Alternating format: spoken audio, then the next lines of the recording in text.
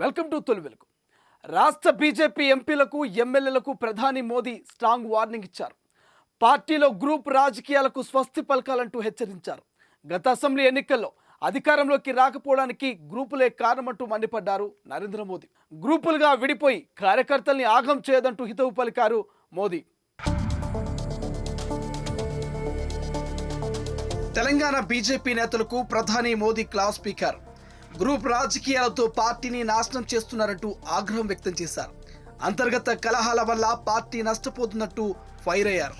ఇకనైనా ఒకరిపై ఒకరు కుట్రలు చేయడం, గోతులు తవ్వుకోవడం ఆపండంటూ హితవు పలికారు ప్రధాని మోదీ.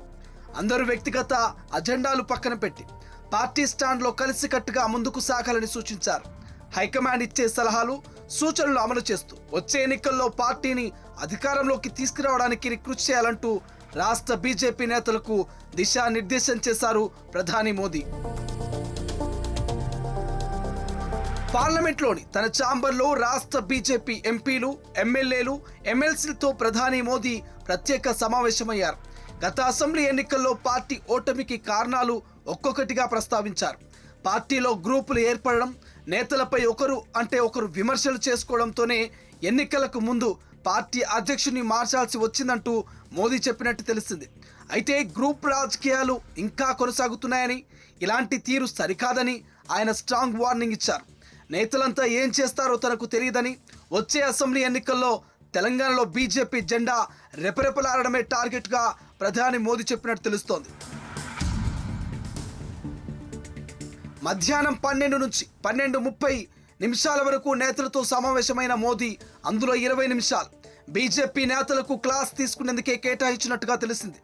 సాధారణంగా తక్కువ మాట్లాడి ఎక్కువ వినేందుకు ఇష్టపడే ఆయన ముఖ్య నేతల్లో సమన్వయం లేమి, పార్టీకి జరిగిన నష్టం, కార్యకర్తల్లో నెలకొన్న గందరగోళాన్ని వివరిస్తూ నేతల తీరుపై తీవ్ర అసంతృప్తి వ్యక్తం చేసినట్టుగా సమాచారం.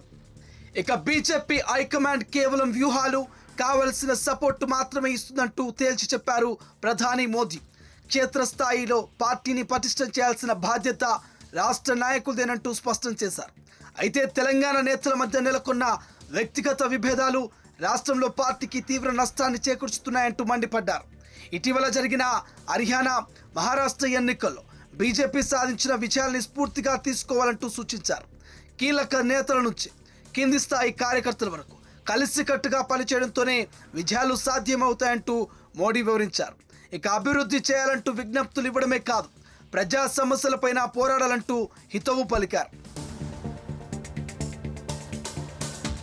అటు కేంద్రం అమలు చేస్తున్న సంక్షేమ, అభివృద్ధి కార్యక్రమాల్ని ప్రజల్లోకి బలంగా తీసుకెళ్లాలంటూ సూచించారు ప్రధాని మోదీ. బీజేపీకి తెలంగాణలో ఇంకా మంచి ఆదరణ ఉన్నట్లు తన సర్వే రిపోర్ట్లో తేలిందంటూ స్పష్టం చేశారు. కుటుంబ పాలన, అహంకారం, అవినీతి బీఆర్ఎస్ పార్టీని ముంచేయగా ప్రస్తుతం కాంగ్రెస్ ప్రభుత్వంపై కూడా ప్రజల్లో రోజు రోజుకు విశ్వాసం, నమ్మకం సన్నగిలుగుతోందంటూ ఆయన వ్యాఖ్యానించారు. ఇక ఇప్పటి నుంచే క్షేత్రస్థాయిలో పార్టీని, క్యాడర్ను బలోపేతం చేయాలంటూ పార్టీ నేతలకు దిశానిర్దేశం చేశారు ప్రధాని మోదీ. అనంతరం నియోజకవర్గాల వారీగా అభివృద్ధి పనులు, కేంద్ర సహాయానికి సంబంధించిన విజ్ఞప్తుల ఫైల్ను ప్రధాని మోదీకి అందజేశారు డీకే అరుణ. అయితే ఇప్పటికే బీజేపీలో 2 వర్గాలున్నట్లు ప్రచారం జరుగుతోంది.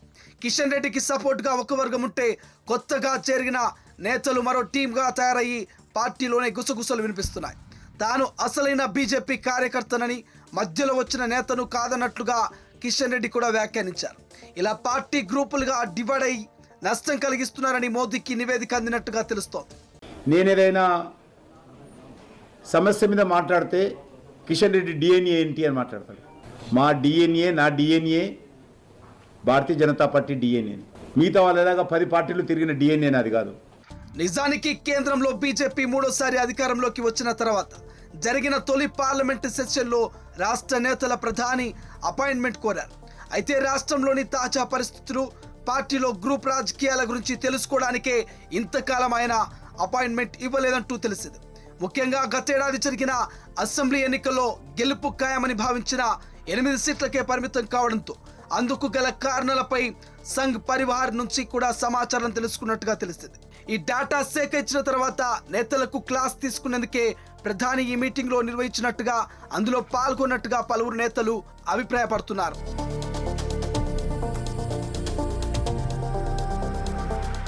అసలైన తొలి వెలుగు. ఫాలో వాట్సాప్ @తొలి వెలుగు official.